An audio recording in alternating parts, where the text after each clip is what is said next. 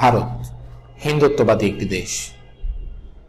সারা বিশ্বে ভারতই একমাত্র হিন্দু অর্থাৎ সবচাইতে বেশি হিন্দু জনগোষ্ঠী সম্বলিত দেশ ভারত।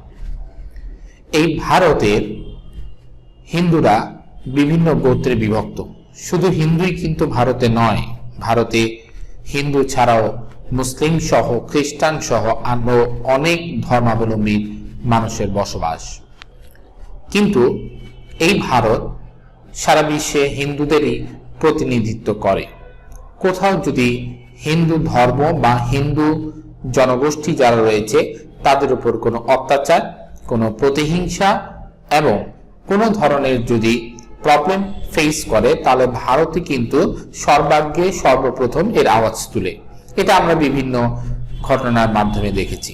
শুধু তাই নয়, মুসলমানদের উপর নির্যাতনকারী যে সমস্ত দেশ রয়েছে তাদের মধ্যে ভারতের নামও কিন্তু প্রথম সারিতে। এটাও কিন্তু আমাদের ভুললে চলবে না। আসলে কি ভারত হিন্দু জনগোষ্ঠীর উপর নির্যাতন অথবা হিন্দুত্ববাদীর ওপর যে কোনো ধরনের হুমকির মোকাবেলার সৎসাহস রাখে, নাকি এটা হচ্ছে তাদের একটি রাজনৈতিক ট্রাম্প কার্ড?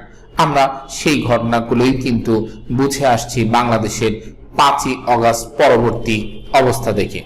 5ই অগাস্ট পরবর্তী অবস্থায় যেখানে বাঙালি মুসলমানরা হিন্দুদের নিরাপত্তার স্বার্থে তাদের মন্দির পর্যন্ত পাহারা দিয়ে রেখেছে, তারপরও নাকি হিন্দুদের ওপর মুসলমানরা নির্যাতন করছে। এই স্লোগান তুলল হিন্দুত্ববাদী ভারতের রাজনৈতিক দলগুলো।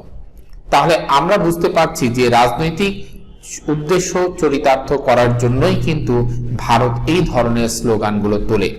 উদ্দেশ্য কি? উদ্দেশ্য হচ্ছে ভারতের যে লেজুর ভিত্তি করা গভর্নমেন্ট, আওয়ামী লীগ গভর্নমেন্ট, তাকে কিন্তু আবারও ক্ষমতায় বসানো যে কোনো ভাবে হোক। যদিও এটা তাদের পক্ষে অনেকটাই অসম্ভব, কিন্তু তারা বিভিন্ন ট্রাম্প কার্ড ইউজ করে সেই লক্ষ্যে পৌঁছার জন্য মারিয়া। এটার জন্যই তারা কিন্তু হিন্দুত্ববাদী ট্রাম্প কার্ড বা হিন্দু নির্যাতনের যে ট্রাম্প কার্ড সেটাই কিন্তু বারবার তারা ছুঁড়ে মারে। আসলেই কি তারা হিন্দুদের প্রতি দরদ রয়েছে?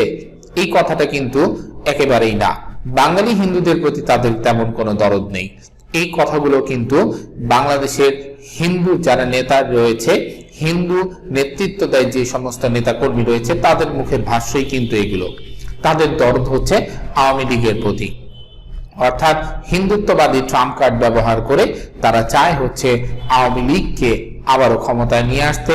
যারা 5ই অগস্ট পরবর্তীতে আওয়ামী লীগের সেই সমস্ত নেতাকর্মী যারা গোপনে রয়েছে, যারা সামনে আসতে পারছে না, যারা বিভিন্ন ভাবে হচ্ছে দেশ ছেড়ে চলে গিয়েছে, মানুষের সামনে আসলেই তাদেরকে মেরে ফেলার একটা হুমকি তারা পাচ্ছে, এই ধরনের মানুষগুলো যাতে আবারও স্বজায়গায় বহাল থাকে, এই যথেষ্ট তবিয়তে চেষ্টা চালিয়ে যাচ্ছে হচ্ছে ভারত।